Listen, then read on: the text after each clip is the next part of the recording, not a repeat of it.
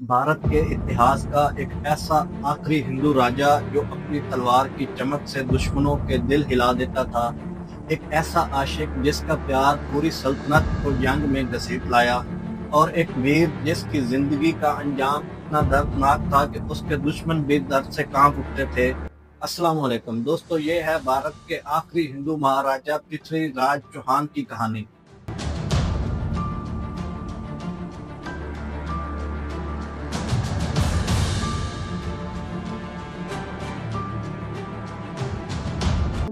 पृथ्वीराज का जन्म भारत के अजमेर में 1149 को चौहान खानदान में हुआ। बाप का नाम सोमेश्वर चौहान और मां कपूर देवी। और दोस्तों, वो बचपन से ही काफी बहादुर और जंगजू सलाहियतों का मालिक था। जैसा कि घुड़सवारी, शिकार जनी और तलवारबाजी, इन जैसे मशागल उसके खून में शामिल थे।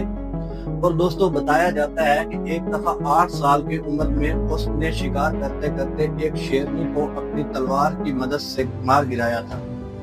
छोटी सी उम्र में ही इस बच्चे के तीर हवा को चीरकर अपना निशाना बना लेते थे। सिर्फ 11 साल की उम्र में जब इसके बाप की मौत हुई तो पृथ्वीराज को गद्दी पर बिठा दिया गया। शुरू में उसकी हुकूमत सिर्फ अजमेर तक थी, बाद में उसने दिल्ली को अपनी सल्तनत में शामिल कर लिया। राजपूत स्टेट में एक बात आम थी कि हर कोई अपने आप को बड़ा ताकतवर दिखाना चाहता था। पृथ्वीराज ने कई राजाओं को हराया, गुजरात के राजा को और महावा के चंडेला राजा को, अजमेर और उसके आसपास की स्टेट को अपनी स्टेट में शामिल कर लिया। और दोस्तों, उसकी बहादुरी की कहानियां पूरे भारत में गाई जाती थी। और उसका सबसे बड़ा दुश्मन था कनौज का राजा जयचंद। पृथ्वीराज चौहान ने भरी सभा में हमारा अपमान करके अच्छा नहीं किया। इस अपमान का बदला हम बड़ी से बड़ी कीमत चुकाकर भी लेंगे। दोस्तों, राजा जयचंद की बेटी सानियो गीता, जो के खूबसूरती में अपनी मिसाल आप थी, उसने पृथ्वीराज की बहादुरी और दलेरी के चर्चे सुन सुनकर उसको अपना दिल दे दिया था। और दोनों छुप छुपा कर एक दूसरे को खत लिखते और मिलते थे। मोहब्बत जो जंग से भी ज्यादा खतरनाक होती है। जब राजा जयचंद को इस बात का पता चला तो उसका गुस्सा आसमान पर चला गया। दोस्तों, राजा जयचंद ने एक तकरीब का एहतमाम किया जिसमें उसने पृथ्वीराज को बुलाने की बजाय उसकी मूरत को बनवाया ताकि उसकी तजलील की जा सके। राजा जयचंद की तकरीब का मकसद था कि सानियो गीता अपनी मर्जी का कोई लड़का मुंतखब करे, लेकिन सानियो गीता ने सबकी मौजूदगी में जाकर पृथ्वीराज की मूरत के गले में वरमाला डाल दिया। तभी पृथ्वीराज अपनी फौज के साथ वहां महफिल में घुस आया और सानियो गीता को उठाकर अपने साथ ले गया।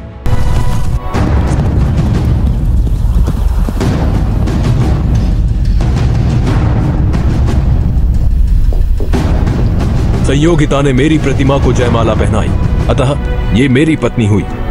इस अधिकार से मैं इन्हें ले जा रहा हूं। यदि किसी सम्राट में साहस हो तो मुझे रोक ले।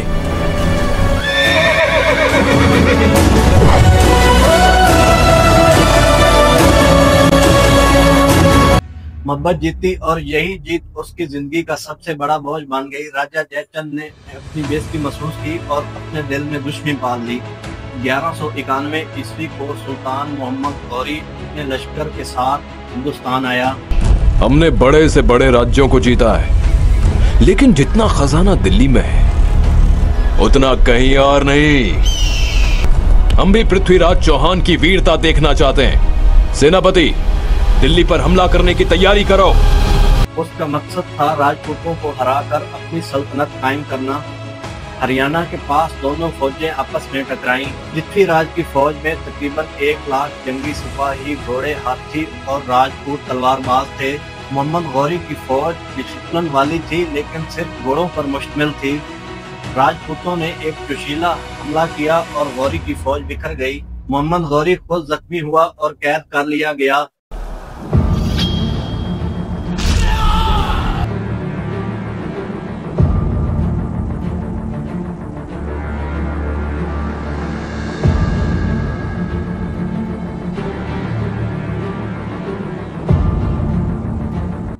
पृथ्वीराज की फौज के सलार ने कहा कि महाराज, दुश्मन आपके कदमों में गिरा हुआ है, इसे खत्म कर दें।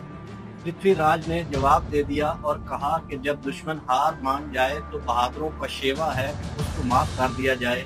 कहते हैं कि हिंदुस्तान के सुल्तान दुश्मनों को भी माफ करने का हृदय रखते हैं। तुमने ठीक सुना है, हम निहत्थे पर वार नहीं करते, चाहे वो हमारा शत्रु ही क्यों ना हो।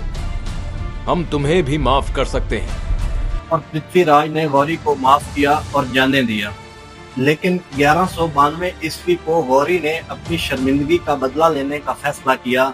उसने 1,20,000 की फौज लेकर हिंदुस्तान पर दोबारा चढ़ाई कर दी और इसने चालाकी से जयचंद से समझौता कर लिया, जो कि पृथ्वीराज का दुश्मन था। और दुश्मन के खिलाफ सबसे बड़ा खतरा अपनों का धोखा होता है।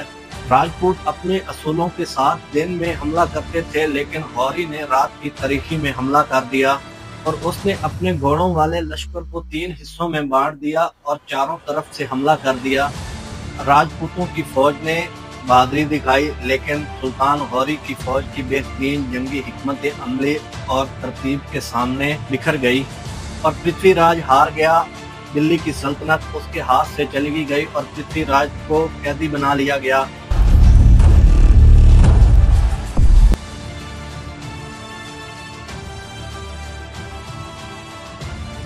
मोहम्मद गौरी उसको अपने दरबार में ले गया और उसकी आंखें निकाल दी।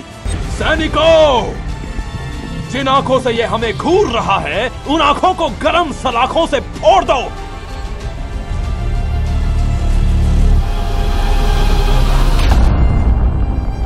और दोस्तों, बताया जाता है कि उसका दोस्त चंद बरदाई उसके साथ था। एक दिन गौरी ने अपनी एक तकरीब में पृथ्वीराज को बुलाया और उसको अपना खेल दिखाने का कहा। पृथ्वीराज के हाथ में तीर कमान दे दी गई और उसको निशाना लगाने के लिए कहा। निशाना साधो पृथ्वीराज। चंद बरदाई ने आवाज की मदद से पृथ्वीराज को गौरी की निशानदेही करवाई। हे पृथ्वीराज, कमान बांध, है अंतिम अवसर यही। एक बाण से लक्ष्य बेध कर मत चूके चौहान। 4 बास 24 गज, अंगुल अष्ट प्रमाण। ता ऊपर सुल्तान है, मत चूके चौहान। और पृथ्वीराज के तीर का निशाना सीधा गौरी के जाकर लगा।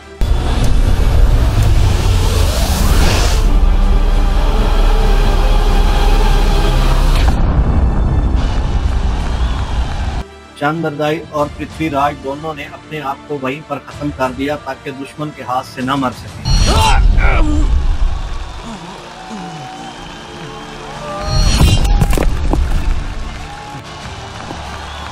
दोस्तों, ये थी हिंदुओं के आखिरी महाराजा पृथ्वीराज चौहान की कहानी। मैं हूं सरफराज वड़ैच। वीडियो लाइक करें, शेयर करें, सब्सक्राइब करें। अल्लाह हाफ़िज़।